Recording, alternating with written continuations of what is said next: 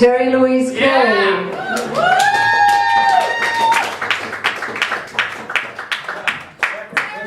Sacrificial, but no judges, gorgeous judges, Karen Treadray and Avalanche, are going to give a score out of 10 for content.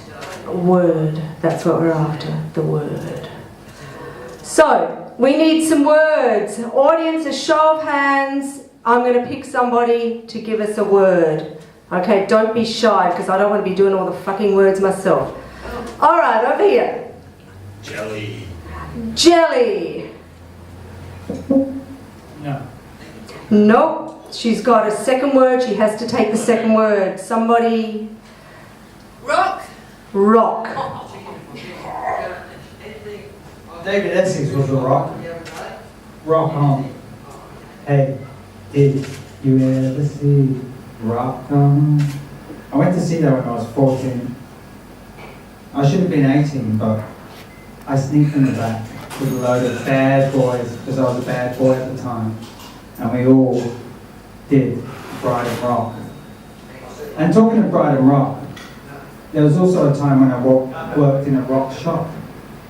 So all those sticks of rock had Brighton written right through the middle. And every time I walked down the street eating a stick of rock, I knew I was from Brighton. I knew I was from Hard Stock. I knew I was from Graham Green, Clockwork Orange, Brighton Rock. I knew I was the man in Brighton. But it turned out that I wasn't the man in Brighton because I rocked. And I wasn't a stick of rock with Brighton written all the way through it. I was Teri Louise Kelly with Fucked Up written all the way through it.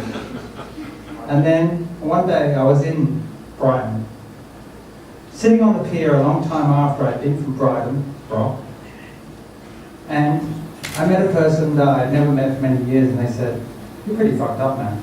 And I said, "I'm not a man anymore." But I did come from Brighton and I did rock one time. But now, I will rock you. So, it all turns out in the end that everybody rocks. We all have a stick of rock with our name written through it. And some of those rocks say fuckwit, and some of those rocks say wanker, and some of those rocks say made in England. So yeah, I was made in England, and I do fucking rock. And I do come from Brighton. And Brighton fucking rocks, thank you! And it was full of milk.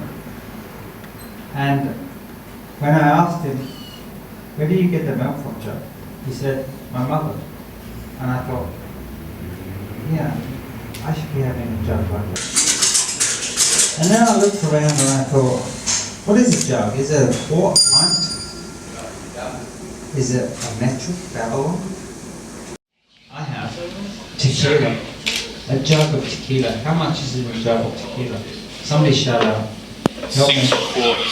6 quarts. Not enough. Well, that's a lot of fucking tequila to drink. And I've done it. And still walked out of PJ O'Brien's. No, I didn't. I didn't walk out of PJ O'Brien's. I fell over the planter. And when I went back in, the guy said to me, "You're intoxicated." And I said, "I can spell that fucking lot." And he said, "I don't fucking give a shit, man." Jug of beer. And I was still playing pool, still shooting 8-ball, still playing my numbers, still winning, still rocking, still rolling.